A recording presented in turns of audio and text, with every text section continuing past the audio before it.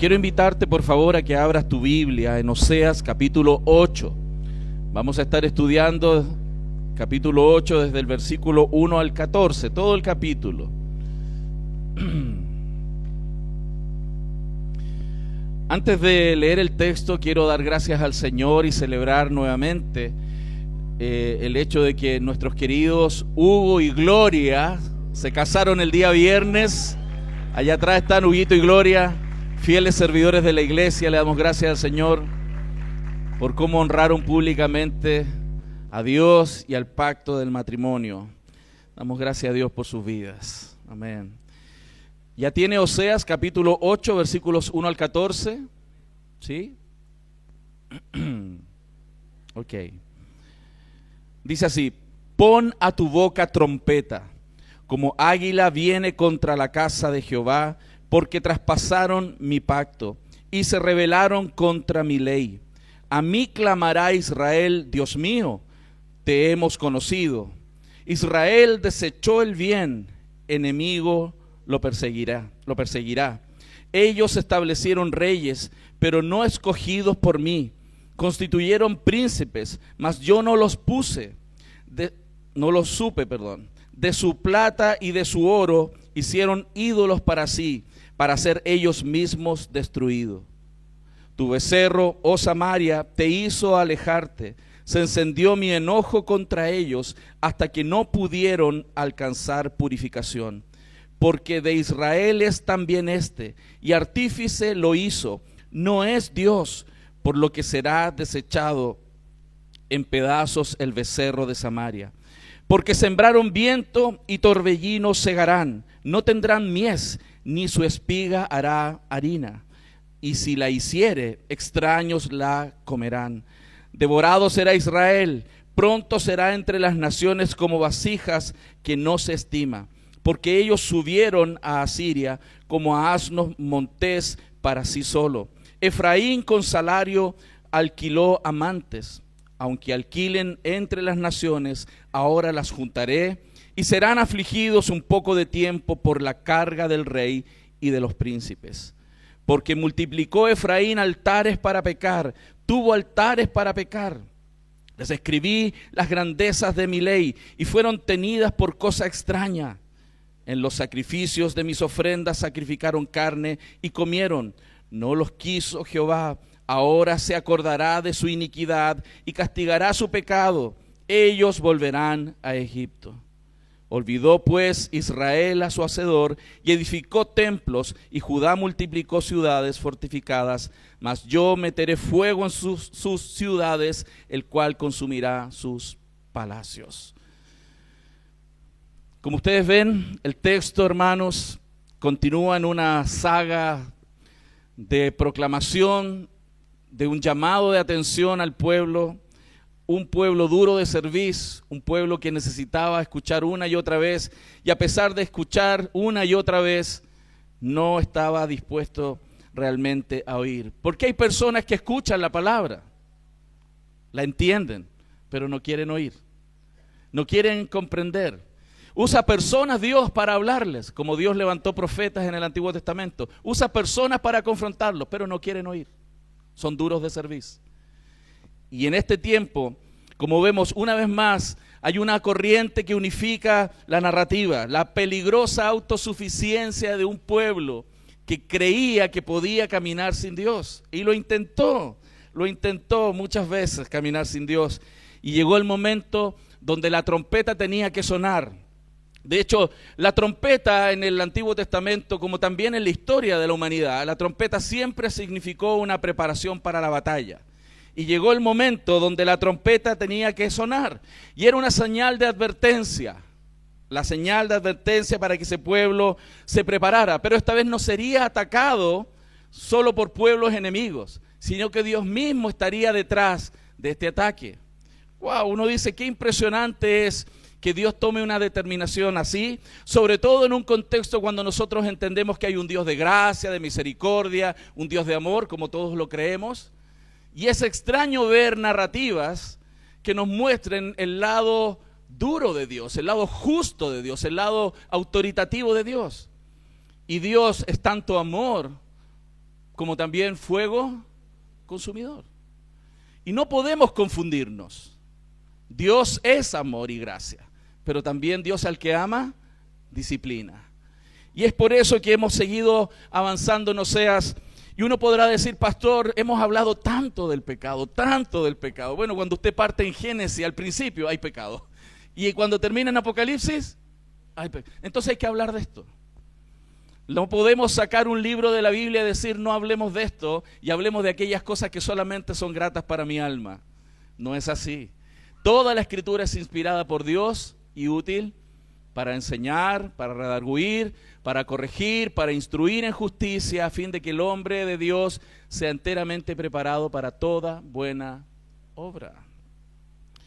La idolatría del pueblo les había vuelto incorregibles. Su corazón estaba insensible y sus oídos ya incircuncisos, no siendo capaces de escuchar a Dios. Y hermanos, esta es una alerta para el pueblo del Señor. Podemos estar en una congregación, podemos escuchar 1000 sermones, pero nuestro corazón ser duro y no aceptar la corrección. Y ponernos duros. Y Dios no va a enviar ángeles, muchas veces envía personas para confrontarnos. Envía pastores, envía a la iglesia misma, envía a tu cónyuge, envía a tu suegra. Amén, aleluya. Salió del alma, gloria a Dios. El sermón va a ser explicado en 3 puntos que creo que son relevantes aquí. El primero está entre el verso 1 y el verso 6, que habla sobre la siembra abundante que Israel hizo para el juicio. Una siembra abundante para el juicio, el verso 1 al 6. Del verso 7 al 10 vamos a hablar sobre la realidad de que el que siembra cosecha. El que siembra cosecha. Usted sabe, ¿no? Tengo aquí un hermano muy querido que me da mucho gusto verlo hoy día, que es un hombre especialista en sembrar. Y él sabe que si él siembra, tiene que esperar y va a haber cosecha. Hermano, y la ley de la siembra y la cosecha es universal. Y aquí vamos a ver cómo Dios muestra que aquel que siembra realmente cosecha. Y finalmente, el tercer punto, vamos a hablar sobre cómo esto definitivamente tiene que ver con el corazón de los hombres. Finalmente esto surge del corazón. Vamos entonces al primer punto, que es la siembra abundante para el juicio. Y creo que el texto nos muestra 4 aspectos que son importantes de atender.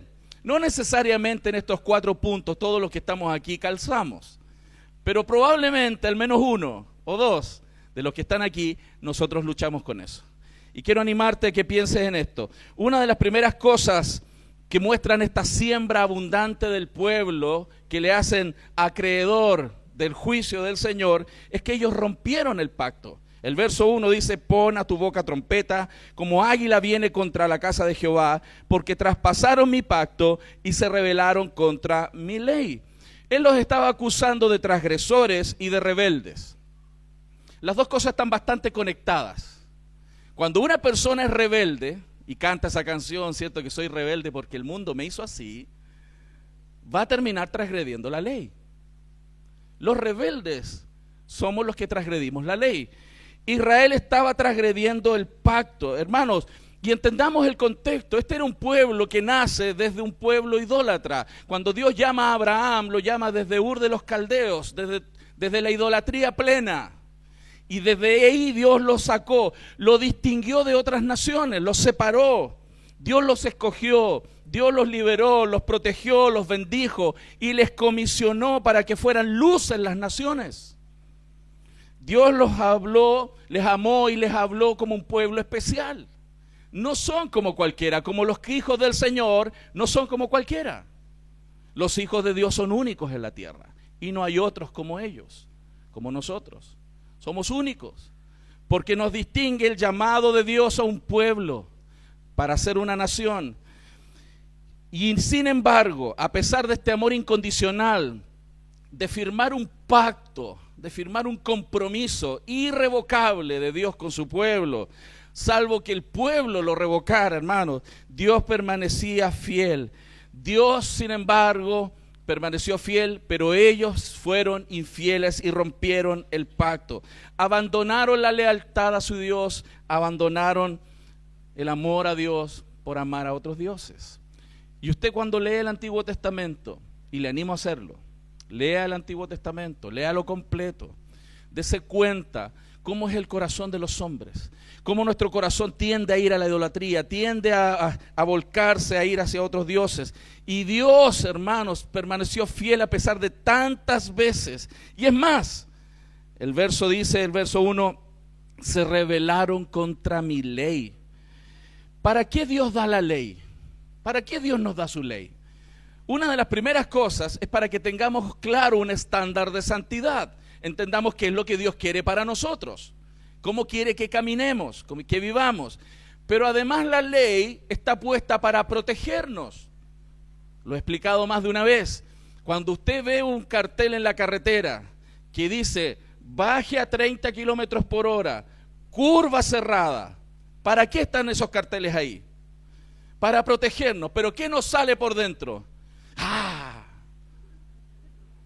¿Para qué tanto? No, voy a doblar a 50 voy a doblar, no a 30.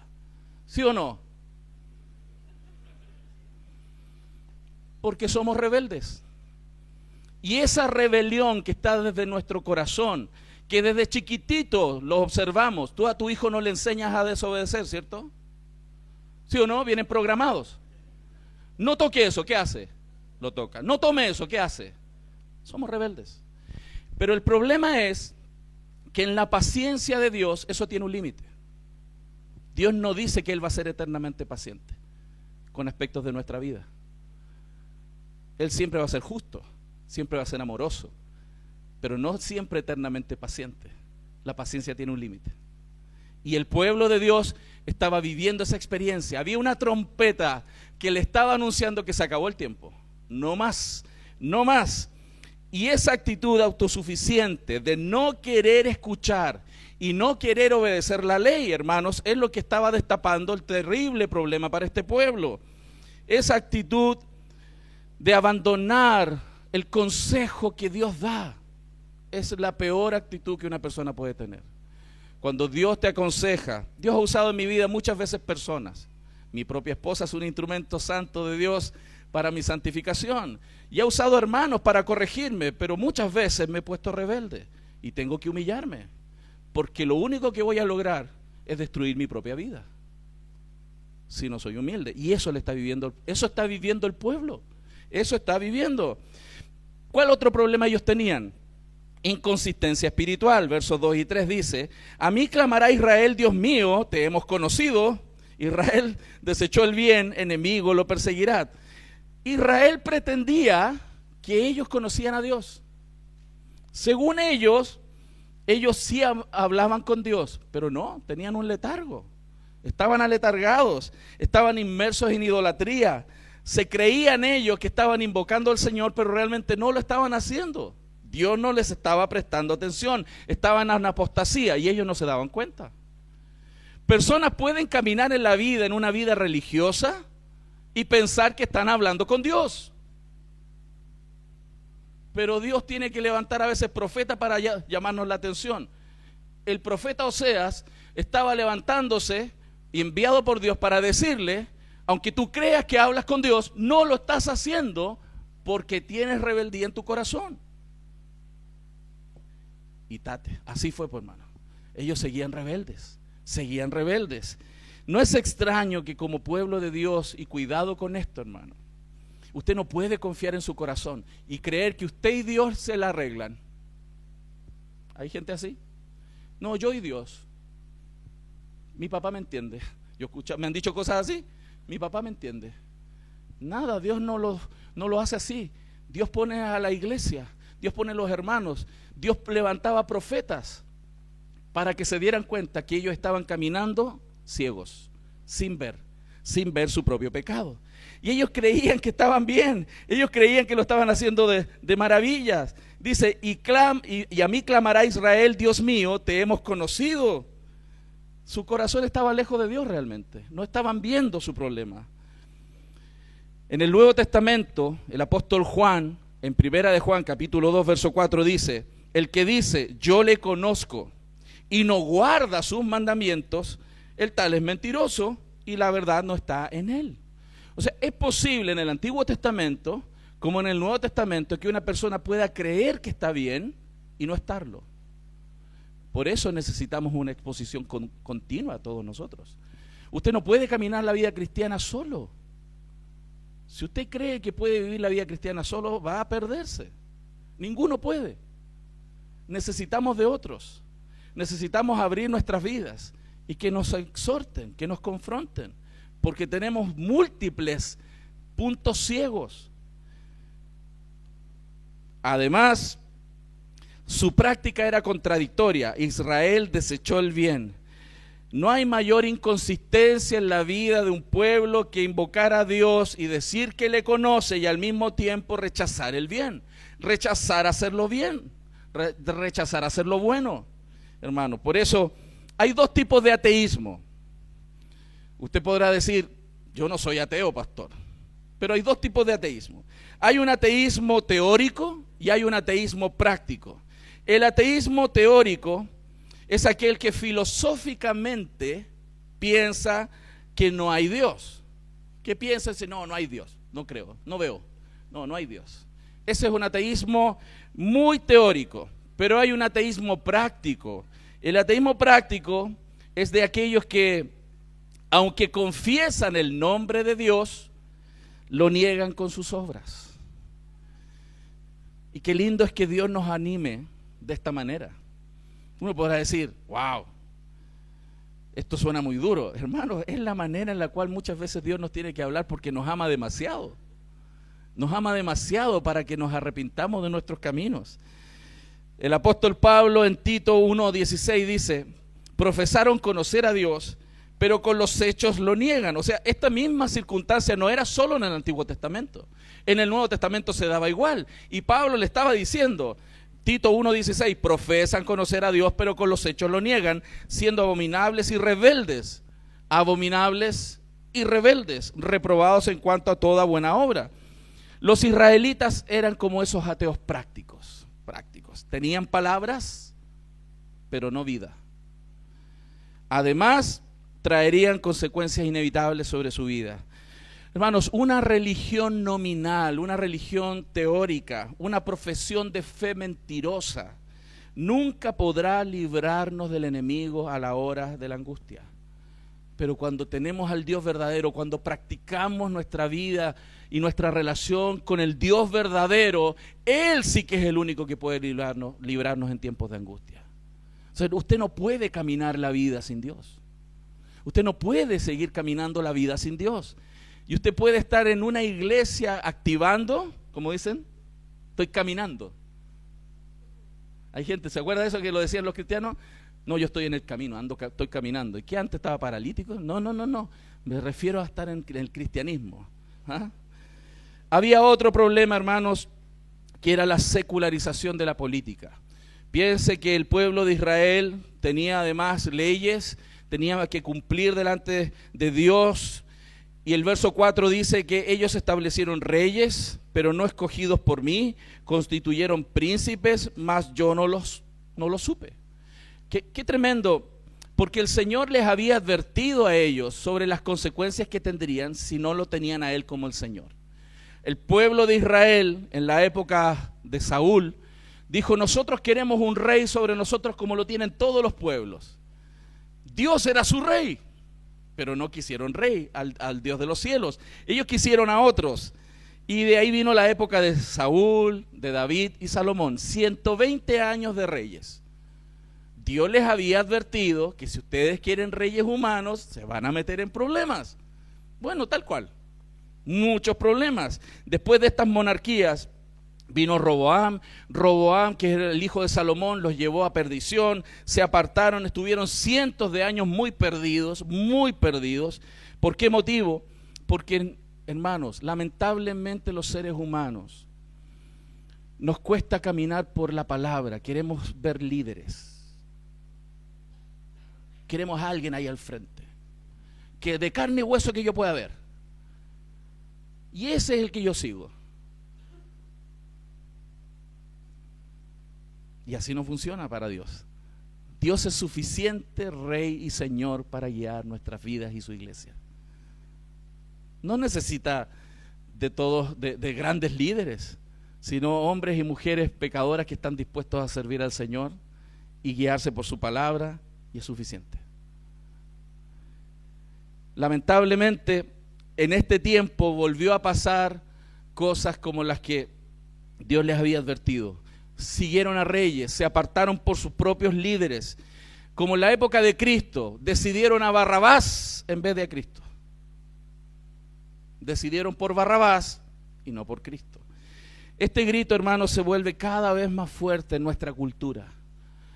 Nosotros los creyentes, cuando elegimos autoridades en esta arrogante democracia en la cual vivimos, arrogante democracia, porque creemos que la democracia es la manera pura en la cual debieran hacerse todas las cosas.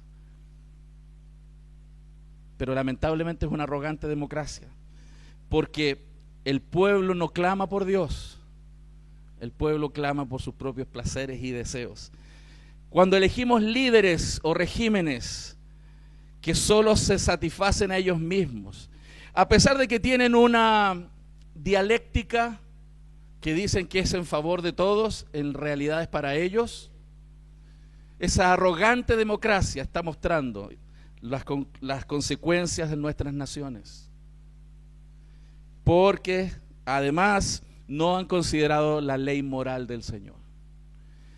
Y hermanos, el pueblo de Dios puede extraviarse tanto porque sus conceptos políticos, sus conceptos idealistas, sus conceptos están por sobre la palabra moral del Señor. Y los seres humanos podemos caer en esa extraviarnos tanto, hermanos, por no escuchar lo que la palabra del Señor dice. En ese tiempo, además, la religión estaba al servicio del Estado y no el Estado al servicio de Dios. Se dio vuelta todo, hermanos. El rey sustituyó la adoración verdadera por la adoración falsa. La adoración espiritual por idolatría, hermanos. Vinieron graves consecuencias. Y no quiero profundizar tanto porque ahí podríamos estar con otro sermón completo.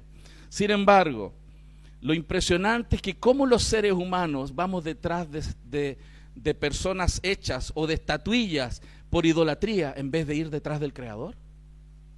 ¿Dónde está hoy tu confianza? ¿En quién? ¿Hay algo creado? ¿Hay una terapia? ¿Hay un hombre?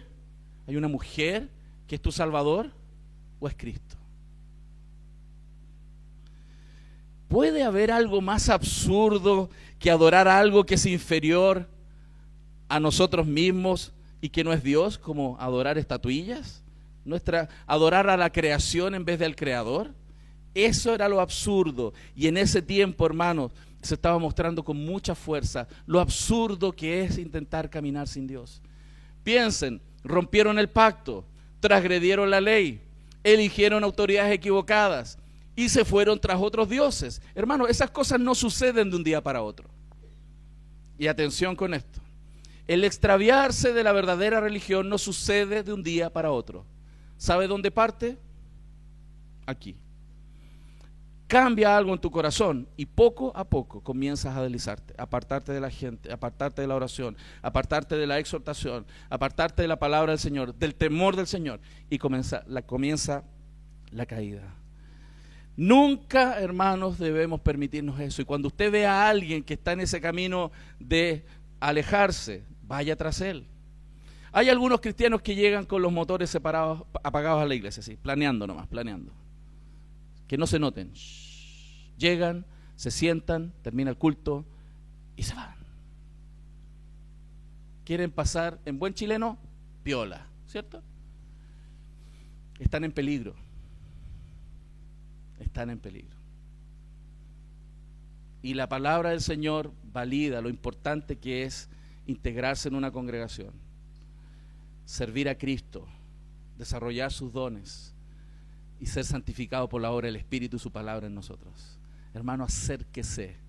Si hay alguno de ustedes por aquí en esta mañana que no está en un grupo de conexión y no está exponiendo su vida, pero al mismo tiempo siendo bendición para otro, está en peligro. Acérquese, acérquese. Jóvenes, acérquense al Señor. Viejos, también, aunque aquí no hay muchos, ¿cierto? Hay algunos nomás. La impiedad, hermanos, de este pueblo condujo a la idolatría, y la idolatría condujo al libertinaje, porque ambas cosas están muy conectadas. El pueblo de Dios se desenfrena en sus pasiones cuando cayó en la idolatría. Nadie se desenfrena en ámbitos de sexualidad e impiedad sexual y libertinaje si primero no se alejó de Dios.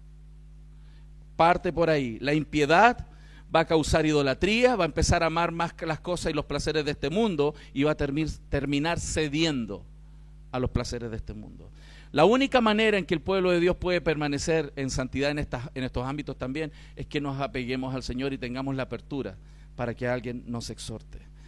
¿Qué trajo esto? Por supuesto, la idolatría, el desagrado del Señor. El verso 5 dice: se encendió mi enojo contra ellos. ¿Por qué? Porque es una ofensa directa contra la propia naturaleza de Dios. Es una conspiración contra su reino y su culto divino.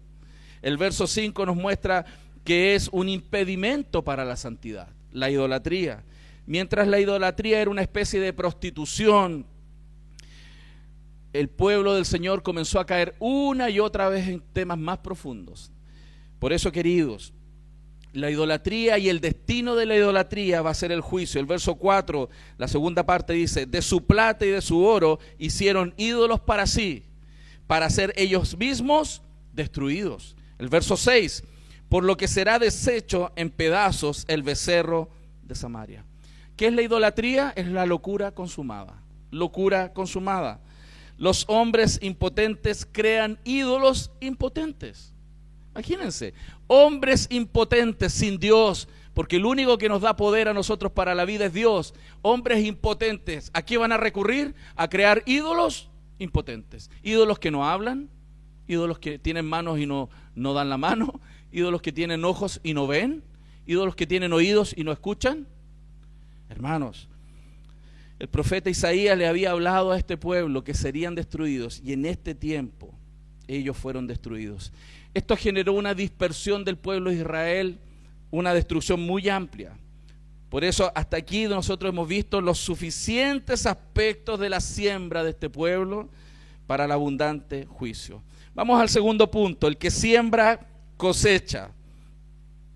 Aquí hay una frase que quiero que grabe en su mente: el hombre puede elegir sus acciones, pero no sus consecuencias, porque los frutos de nuestras acciones Dios los regula. Y hay una cosa muy grande que dice la palabra: Dios no nos paga conforme a la multitud de nuestros pecados. Eso quiere decir que usted puede regular sus acciones, pero no sus consecuencias. Dios regula las consecuencias. Cuando usted ve el libro de Hechos capítulo 5, Ananías y Zafira, ¿qué hizo Ananías y Zafira? Simplemente, dirá alguno, no cumplieron una promesa. Porque ellos habían dicho que ellos iban a sembrar un dinero. ¿Y qué pasó? Después dijeron: hoy parece que es mucha plata, quedémonos con una tajadita. ¿Y qué pasó? Murieron ambos instantáneamente. Ambos murieron instantáneamente. Fíjense, y ellos no estuvieron mucho tiempo haciendo fraude. No estuvieron acumulando por años de fraudulento comportamiento para que Dios dijera: hasta aquí nomás. O sea, las consecuencias de ellos fueron instantáneas. Pero hay otros que podemos estar por años haciendo algo malo y Dios todavía no nos dice nada. Pero cuidado, usted puede regular y controlar y elegir sus acciones, pero usted no puede regular las consecuencias. Dios es aquel que las regula conforme a su soberano plan y gracia. Si alguno de nosotros hemos recibido consecuencias, demos gracias al Señor, porque, hermanos, sin duda no tiene que ver con la cantidad de nuestros pecados. Dios ha sido demasiado generoso y se nos está mostrando en el verso 7 al 10 que lo que un hombre siembra, eso cosecha, va a cosechar. No lo olvide, por favor, porque usted y yo todos los días sembramos, todos los días. Usted está sembrando todo el tiempo y es por eso que debe poner atención en qué está sembrando. Primero, miremos sobre la cosecha, verso 7. Veamos la naturaleza de este sembrar. Porque sembraron viento y torbellino segarán. La semilla sembrada tiene relación con la cosecha, siempre están relacionados. Jesús hace una inquietante pregunta en Mateo capítulo 7, verso 16. ¿Por sus frutos los conoceréis? ¿Acaso se recoge uvas de los espinos e higos de los abrojos? Verso 18, no puede el buen árbol dar malos frutos, ni el árbol malo dar frutos buenos. O sea, hay una naturaleza de los frutos que tiene relación con lo que sembramos. Y es por eso que quien siembra la verdad va a cosechar virtud. Pero el que siembra mentira va a cosechar engaño. El que siembra amor va a cosechar cariño. Y el que siembra violencia cosechará guerra. El que siembra respeto cosechará confianza. Pero el que siembra infidelidad cosechará traición. Hay una relación en la naturaleza de lo que nosotros estamos haciendo. Por eso él dice, el que siembra viento cosechará torbellino o una tormenta. Por favor, abra su Biblia en Gálatas capítulo 6, versos 7 y 8. Vamos a ver un texto en el Nuevo Testamento que complementa esto mismo.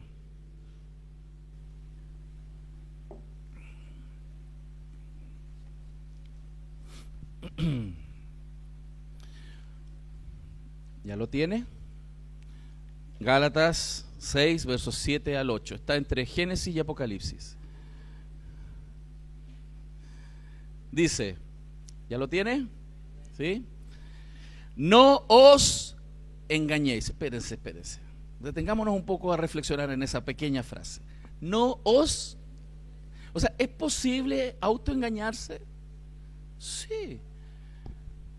¿Te imaginas así como que yo agarro mis manos, pongo algo en unos vasitos, me hago así? ¿Dónde lo dejé? ¿Y me engañe yo mismo? Suena ridículo, ¿no? Pero el tema aquí en el texto es real. Podemos autoengañarnos. ¿Por qué dice esto? Es porque está evidenciando que hay una debilidad muy grande en nosotros. Que hay una capacidad nuestra que es limitada. Que a pesar de que seamos personas muy inteligentes, tenemos una falencia en nuestra vida que tiene que ver con sabiduría. Tú puedes ser muy inteligente, brillante, gerente de grandes cosas, pero si tienes falta de sabiduría, hermano, lo vas a ver en muchas decisiones en tu vida, lo vamos a ver en muchas decisiones de nuestras vidas. No os engañéis. ¿Y en qué sentido alguien puede autoengañarse? En lo que dice el texto. Aquí hay una razón muy clara para autoengaño. Dios no puede ser burlado, pues todo lo que el hombre sembrare, eso también. Yo pregunto, ¿qué parte del todo no entendemos? ¿Saben? La única diferencia en nuestras vidas es cuánto vamos a cosechar de lo que hemos sembrado, no el hecho de que vamos a cosechar. Porque todo, hermanos, absolutamente todo lo que el hombre siembra, cosecha. La única diferencia es cuánto, porque la cosecha la regula Dios, pero el hecho de que el que siembra cosecha es una ley. Si tú siembras, vas a cosechar. La misericordia de Dios y sus planes eternos regulan la cosecha, pero todo lo que el hombre sembrare, eso el hombre también segará. Verso 8, porque el que siembra para su carne, de la carne segará corrupción, mas el que siembra para el Espíritu, del Espíritu segará vida eterna. Vida eterna. Por lo tanto, hermanos, la ley de la siembra y la cosecha es una ley universal. Y si usted revisa las escrituras, la mayoría de las veces que la Biblia habla sobre la ley de la siembra y la cosecha, se refiere a temas morales, de comportamiento. Evidentemente tiene que ver con la granja, pero la mayoría de las referencias bíblicas tienen que ver con lo que los hombres hacemos y cosechamos. Por eso hay una alerta. Piense cada día qué está sembrando. Piense qué está sembrando, porque todo lo que usted siembra va a cosechar. ¿Qué más vemos? Vemos la misma naturaleza, como les decía, pero además la abundancia de la cosecha. O sea, hay un potencial de cosecha muy grande, porque sembraron viento, dice el verso 7, y torbellino segarán. La semilla tiene un poder de multiplicación muy grande. Hermano, ¿sí o no que con una semillita de tomate salen así unos tomatotes y varios tomates? Hermano, tiene unos tomates impresionantes. Vi a mi hermano y me acordé de los tomates maravillosos que él cosecha. La semilla tiene el poder de multiplicarse. Nuestras palabras y acciones son como semillas buenas o malas. Las personas que tienen facilidad de habla, lo dije muy protocolarmente, que lo que piensan lo dicen, están en un riesgo muy grande. En un riesgo muy grande. Porque son semillas que se lanzan todo el tiempo. Y lamentablemente nosotros no regulamos la cosecha. Dios es el que las permite. Y con pocas palabras puedes destruir vidas. Con pocas palabras también puedes bendecir mucho. Por eso es importante poner atención. Que lo que siembras, cosechas. Y eso tiene que ver con lo que decimos y hacemos todo el tiempo. Y qué impresionante, porque nuestras palabras y acciones son semillas buenas o malas, y esa siembra tendrá una cosecha abundante para bien o para mal. Por eso es relevante que revisemos nuestras vidas. Lo que Oseas nos está mostrando, evidentemente es el juicio de Dios terrible, pero gracias al Señor que la ira de Dios no está sobre nosotros, hermanos, sino la misericordia y la gracia del Evangelio.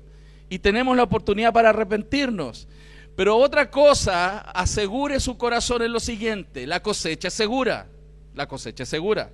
Porque sembraron viento y torbellino segarán. Sembrar viento y no cosechar tormentas es una ilusión.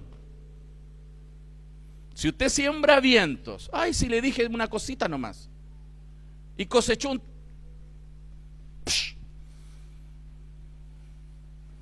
No se sorprenda que la reacción sea más grande que la acción, porque el que siembra viento va a cosechar torbellino.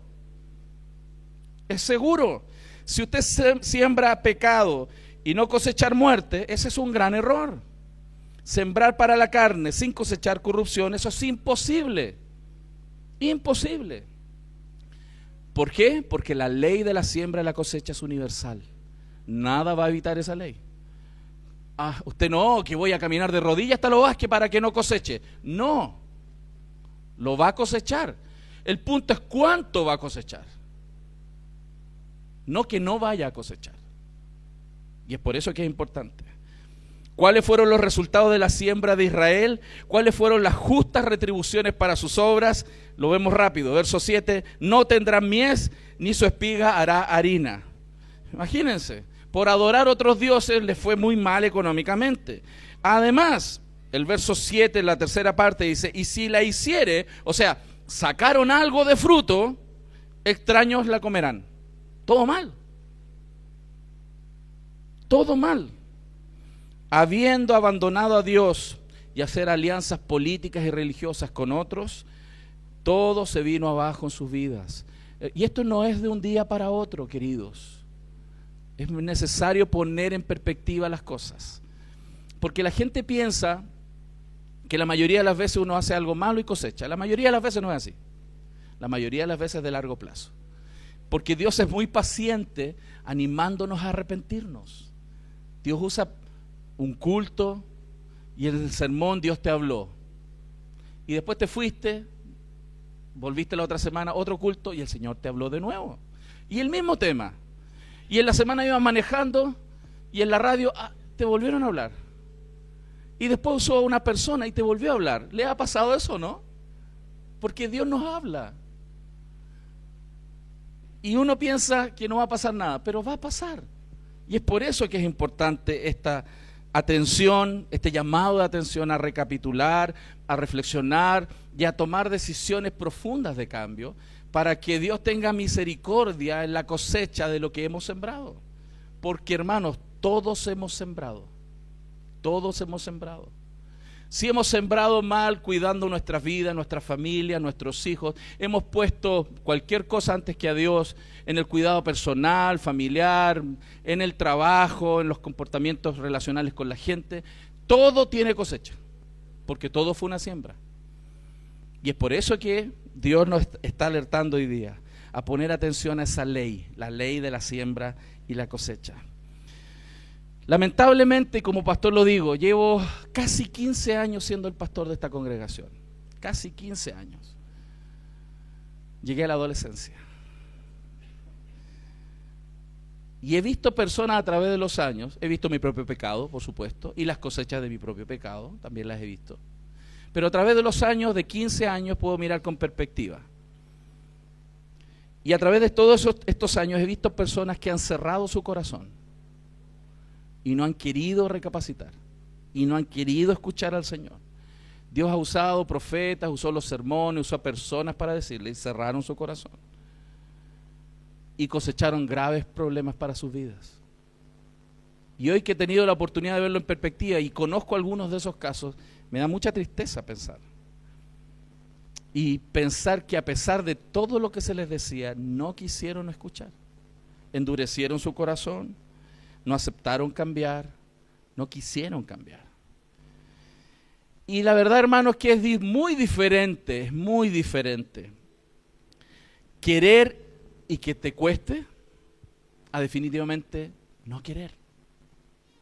Y usted tiene que ser muy honesto. Y si usted no quiere, yo le animo a arrepentirse. Porque si usted no quiere cambiar, se puso en conexión, en línea directa, frontal, no con personas de este mundo, frontalmente con Dios. Y no hay cosa más dura que dar cosas contra el aguijón. Así que yo le animo como pastor a que reflexione y recapacite y que empiece a sembrar ahora de otra manera. Porque el que siembra cosecha. Si sembró mal por un tiempo, empieza a sembrar bien y a su tiempo segará. La ley de la siembra y la cosecha, hermano, funciona. Dios la estableció y debemos aprender de ello. Finalmente, hermanos, todo surge del corazón de nosotros los seres humanos. Todo surge desde ahí. Israel abandonó a Dios por una religión porque su corazón se fue para allá. Ellos quisieron más las cosas de este mundo que a Dios mismo. Y Dios, por supuesto, dejó que su corazón se fuera. Vivieron frustración, vivieron multiplicación de altares de adoración a ídolos paganos. Hermanos, eran el pueblo del Señor, pero después se transformaron en un pueblo lleno de idolatría. Yo digo, ¿cómo es posible que pase eso? Y a veces pueden haber personas cristianas que estuvieron en las iglesias y después andan perdidos adorando otras cosas en vez de adorar al Dios del cielo. Imagínense, la adoración que surge de un corazón que está distorsionado va a llevar a una adoración antropocéntrica centrada en el hombre y no en el Señor. Fíjense el verso 11, porque multiplicó Efraín altares para pecar, tuvo altares para pecar. Dios había estipulado en su ley cómo hay que adorarle. Hermano, y es importante porque en algún momento se va a enseñar el culto estricto de adoración al Señor, cómo Dios quiere ser adorado. Se va a explicar con mayor profundidad. Nosotros los seres humanos no tenemos que innovar en cómo se adora al Señor. Dios dijo en su palabra cómo quiere ser adorado. Y todos nosotros tenemos ciertos gustos, ¿cierto? ¿A quién le gustan las guatitas a la jardinera? Pocas manos se levantan, ¿cierto? Y se imagina a los que no les gustan las guatitas a la jardinera. Que venga alguien y te diga, hoy te amo tanto, que te preparé una guatita a la jardinera. Y usted dice,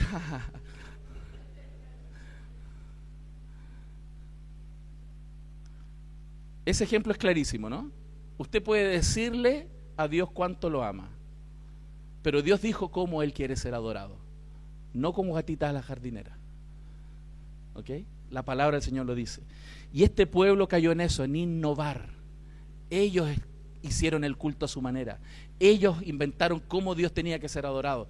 Y se perdieron tanto que terminaron adorando a otros dioses. Así comienza, hermano. Por eso su palabra es suficiente guía para toda nuestra vida, incluso cómo tenemos que adorarle. La adoración antropocéntrica cerró los corazones y los ojos de estos hombres, hermanos. Verso 12, les escribí las grandezas de mi ley y fueron tenidos por cosa extraña. Es como decir, les pasé mi Biblia, mandé profetas que le escribieran, les pasé la ley, toma, ahí está, léela. Y ellos dijeron, ¿qué es esto? No, me gustan los memes, los pancitos de vida. Les pasé mi ley y lo tomaron como cosa extraña. Estudiar. No, yo pastor, a mi altura ya no estudio, ya no puedo, mi cabeza no me da. Les pasé mi ley y la tienen como cosa extraña. Hermano, Dios nos dio su ley, y es más, dice, les escribí las grandezas de mi ley. La palabra del Señor para Él es preciosa, para Él es gloriosa su palabra. No desprecie la palabra del Señor, escudriñela, léala. Usted puede caminar con piloto automático sin entender la importancia de la palabra del Señor. Israel se alejó de Dios no por no tener los recursos, no por la ignorancia, decir, oh, yo no sabía. No has leído, no lees la palabra, ahí está. Y en lugar de abrazar la verdad de Dios para vivir en temor de Dios y santidad, ellos decidieron en sus propios razonamientos y su corazón alejarse del Señor. La adoración antropocéntrica, hermanos, va a intentar siempre agradar más a los hombres que al Señor. Y espero y oro para que nunca en esta iglesia la adoración se torne hacia los hombres, para agradarlos a ustedes que vienen aquí, sino que la adoración sea solo para adorar al único Dios verdadero. El día que usted vea que esta iglesia está adorando a los hombres, tratando de agradar a los hombres, arranque de aquí. Huya, porque la adoración no es para los hombres. El culto no se prepara para las visitas. Yo creía esas tonteras, hermano. Yo creí esas tonteras. Pero gracias al Señor por su palabra. Verso 13, en los sacrificios de mis ofrendas sacrificaron carne y comieron, no los quiso Jehová. Ahora se acordará de su iniquidad y castigará su pecado. Ellos volverán a Egipto. Ellos incluso hacían sacrificios, pero Dios no se los pidió. Ellos no hicieron lo que Dios quería. Su adoración tenía incluso su propio placer. A ellos les encantaba hacer sacrificios. ¿Saben por qué? Porque después sobraba carne y hacían asaditos. Eso está en la Biblia. Los sacerdotes iban detrás de la carne, no por el culto, sino porque les tocaba su porción de lomo. Muchas personas van a la iglesia simplemente por la experiencia de sentirse bien. Estuvo lindo el culto. ¿Cómo estuvo? No, una presencia. No fueron a adorar, fueron a sentir placer, pero no fueron a adorar. El culto no es para nosotros, el culto es para el Señor. Esa actitud del corazón les llevó a buscar un falso refugio. Porque esto no termina ahí. El apartarse de la ley del Señor, el apartarse del temor, les lleva a buscar incluso refugio en algo distinto a Dios. No solamente no adoran a Dios, sino que cuando tienen problemas van a buscar refugio en algo más. El verso 14 dice, olvidó pues Israel a su hacedor y edificó templos, y Judá multiplicó ciudades fortificadas, mas yo meteré fuego en sus ciudades, el cual consumirá sus palacios. Fíjense cómo ellos construyeron santos templos como un falso refugio. Israel olvidó a su creador, pero construyó un lindo templo. Ellos pensaron que el templo era lo importante y no Dios, el Dios del templo. Hermano, nunca pierda de vista, las cosas materiales no son Dios, no somos panteístas. Tampoco pensamos que Dios habita en los templos, como decía muy bien Jonathan al principio. Dios hoy no habita en templos hechos por mano de hombres, Dios habita en su pueblo, en nosotros. No se confunda, no busque su refugio en un templo, busque su refugio en sus hermanos. Porque ahí está Dios. Ahí está Dios. Porque ¿dónde habita Dios? En la iglesia. ¿Y quién es la iglesia? Nosotros.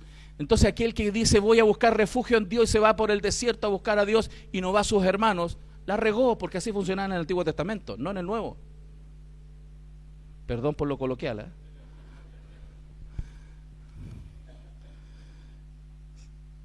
el falso refugio de los templos y el falso refugio de las ciudades. Y Judá multiplicó ciudades fortificadas. Hermano, ellos creían que las ciudades los iban a defender. Las ciudades los iban a defender y levantaron muros. Ya me los imagino. Junten plata para levantar muros, sudando, levantando murallas y poniendo soldados, vigilando toda la noche. Y los hicieron pebre, hermano.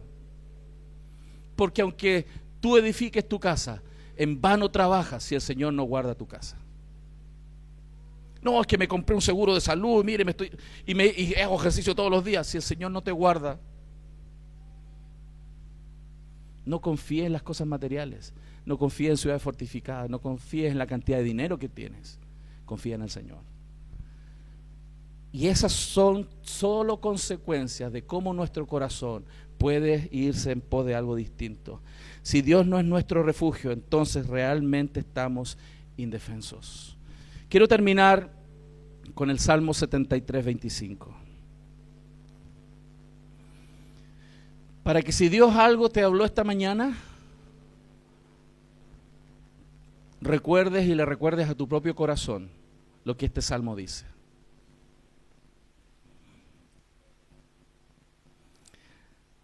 Salmo 73, 25. Y yo anhelo que este sea su deseo todos los días. Y que cuando se despierte en la mañana lo pueda decir. Y sea un rector para su mente y su corazón todo el día. ¿A quién tengo yo en los cielos sino a ti? Y fuera de ti nada deseo en la tierra. Que eso sea rector para tu mente y tu corazón, porque eso le va a dar claridad a tu despertar. Y no solo le va a dar claridad a tu despertar, sino a tu día y a tu noche.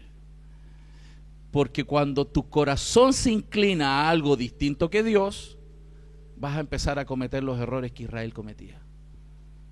Y a empezar a confiar y a caminar por caminos que no debemos andar. Así que, hermanos, espero que su palabra haya sido clara para ustedes. Y para mí también lo es. Y que esa palabra dé mucho fruto en nuestros corazones. Vamos a orar. Señor, te damos muchas gracias.